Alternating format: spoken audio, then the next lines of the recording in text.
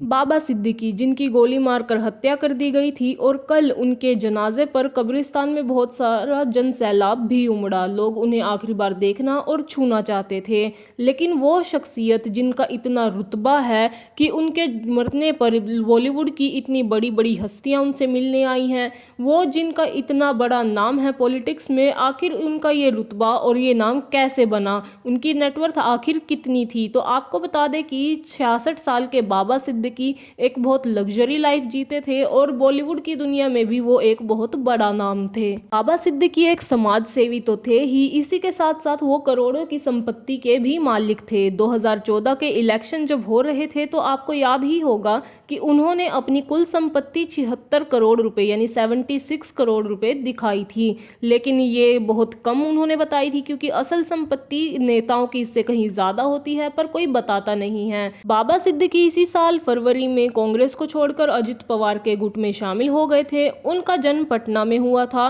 और ये वो हस्ती हैं जिनकी इफ्तार पार्टी में बॉलीवुड के बड़े बड़े सुपरस्टार जैसे शाहरुख खान, सलमान खान, ऐसे लोग इनसे मिलने आते हैं।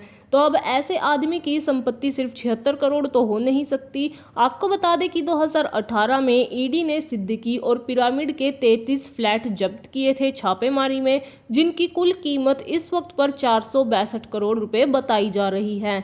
हालांकि बाबा सिद्दीकी ने अपनी संपत्ति 76 करोड़ तो बताई है, इसी के साथ साथ उन्होंने ये भी बताया था कि उन पर 23 करोड़ रुपए का कर्ज भी है और अपनी पत्नी और बच्चों के अकाउंट में उन्होंने 3 से 4 करोड़ रुपए बताए थे। और इसी के साथ साथ उन्होंने ये भी बताया था कि उनकी पत्नी के नाम से 45 लाख रुपए के शेयर्स में इन्वेस्टमेंट भी की है और 72 लाख की उनकी LIC पॉलिसी है। बाबा सिद्दीकी, जिनका नाम आज के टाइम पर बड़े बड़े समाज सेवियों में लिया जाता था, उनके पास करोड़ों की संपत्ति के साथ साथ 2014 में उन्होंने ये भी बताया था कि उनके पास कई लग्जरी गाड़ियां हैं जैसे लैंड रोवर, और उसी के साथ उनके पास 6 करोड़ रुपए का गोल्ड भी है। बाबा सिद्दीकी के नाम पर मुंबई में एक कमर्शियल बिल्डिंग भी है जिसकी कीमत 4 करोड़ रुपए बताई जा रही है और इसी के साथ साथ उनके 2 मकान भी हैं जिनकी कीमत 18 करोड़ रुपए हैं। और अगर उनकी पत्नी की नाम बात करें तो उनके नाम पर भी एक मुंबई में बांद्रा में कमर्शियल बिल्डिंग है जिसकी कीमत 1